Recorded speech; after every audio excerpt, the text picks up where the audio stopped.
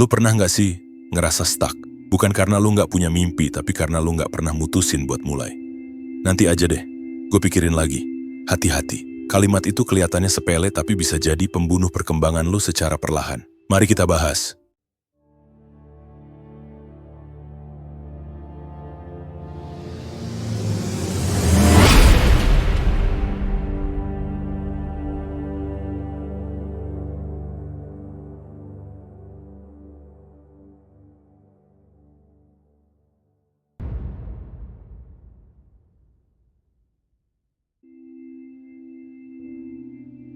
Lu pernah nggak bilang ke diri sendiri, gue belum mulai karena belum siap. Gue butuh waktu buat mikir dulu. Gue nunggu momen yang pas. Kelihatannya bijak ya, tapi kenyataannya seringkali itu cuma benteng dari rasa takut. Lu bukannya belum siap, lu takut. Takut apa? Takut salah. Takut gagal. Takut diliatin orang. Takut dikatain kok cuma gitu doang hasilnya. Takut kecewa sama diri sendiri. Dan supaya lu ngerasa aman, lu bungkus semua itu pakai alasan keren. Gue lagi planning. Gue pengen yang terbaik. Gue nggak mau asal-asalan. Padahal, lu bukannya planning, lu ngumpet. Ini yang gawat. Semakin lu nunda, semakin lu ngerasa, ya udahlah nanti aja sekalian nunggu timing yang pas.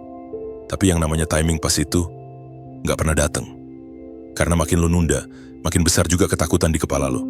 Dan tanpa lu sadar, lu lagi ngasih makan si takut itu setiap hari. Setiap lu bilang, nanti aja, si takut makin kuat, makin dominan, makin megang kendali.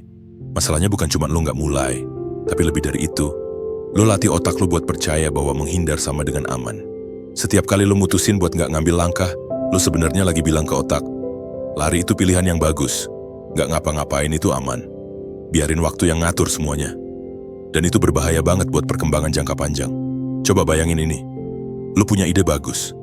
Misalnya lu pengen mulai bisnis kecil-kecilan, tapi lu mikir gue takut rugi. Takut kalau ternyata nggak ada yang beli. Akhirnya lu tunda. Minggu depan ide itu masih ada. Tapi semangatnya udah berkurang. Sebulan kemudian lo lihat orang lain bikin hal yang mirip dan berhasil dan lo nyesel, tapi tetap lo nggak mulai juga. Kenapa? Karena rasa takut itu udah jadi kebiasaan. Yang ironis adalah, sebenarnya, keputusan yang lo tunda itu nggak bakal jadi lebih gampang kalau ditunggu. Justru makin lo tunda, makin ribet rasanya. Makin banyak pikiran jangan-jangan, makin besar ekspektasi yang harus lo kejar. Lo jadi ngerasa, kalau gua baru mulai sekarang harus keren dong. Udah ditunda lama.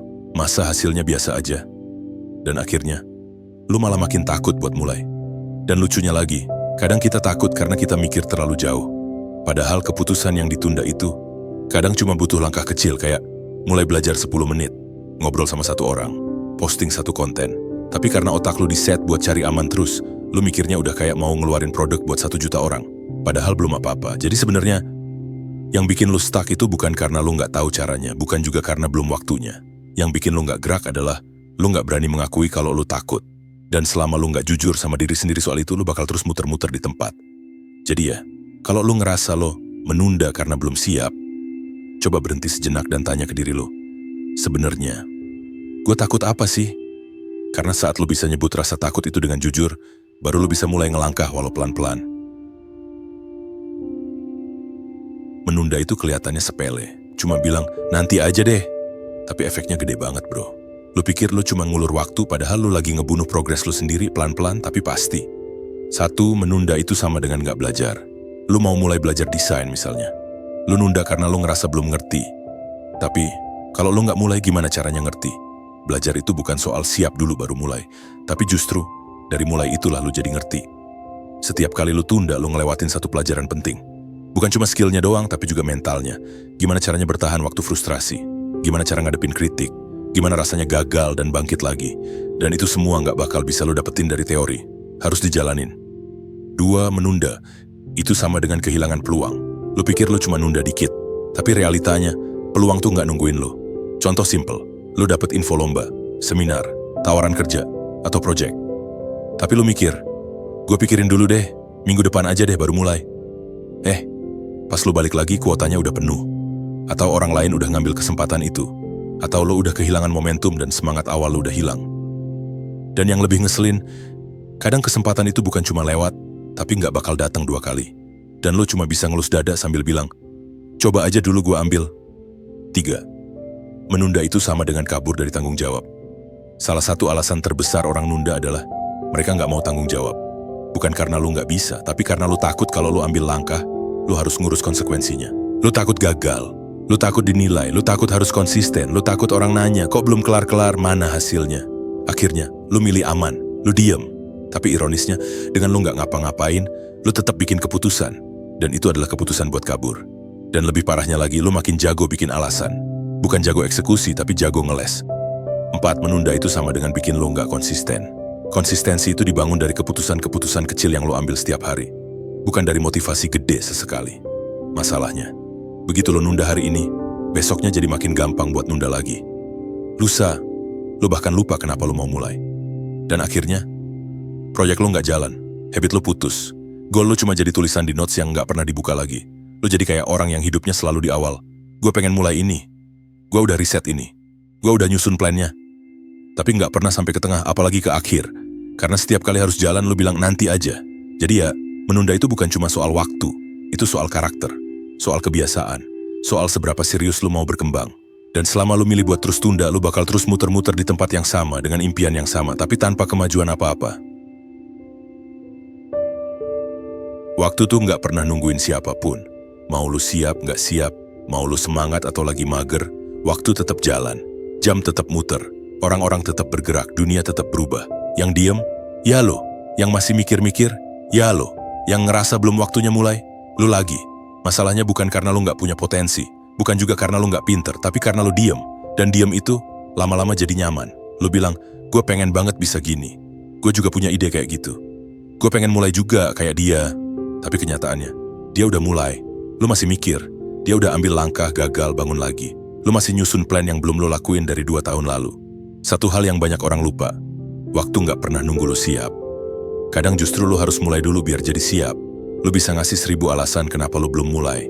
Tapi waktu tetap lewat, kesempatan tetap hilang, dan usia lo tetap nambah. Ada yang mulai dari bawah tiap hari belajar dikit-dikit. Lo lihat dia sekarang udah jauh, lo kaget. Kok dia udah sejago itu ya? Padahal bedanya cuma satu, dia jalan, lo diem. Dia bikin progres 1% tiap hari. Lo bikin alasan 1 kali sehari. Dia nggak nunggu pinter buat mulai, dia mulai dulu baru jadi pinter. Lo nunggu pinter tapi nggak mulai-mulai dan ujung-ujungnya nggak jadi-jadi. Banyak orang takut ketinggalan, padahal faktanya lo udah ketinggalan sejak lo mutusin buat nggak jalan. Lo pikir lo lagi di titik 0? Nggak, titik 0 tuh pas lo mulai. Kalau lo belum mulai, lo bahkan belum ada di garis start.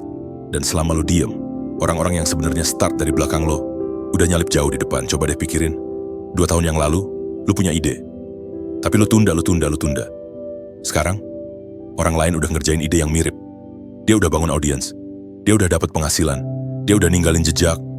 Lo masih di tempat yang sama, dengan ide yang sama, tapi belum lo apa-apain. Dan lo mungkin ngerasa, ya udahlah, sekarang udah telat juga. Salah, bro. Yang bikin lo telat tuh karena lo terus bilang udah telat.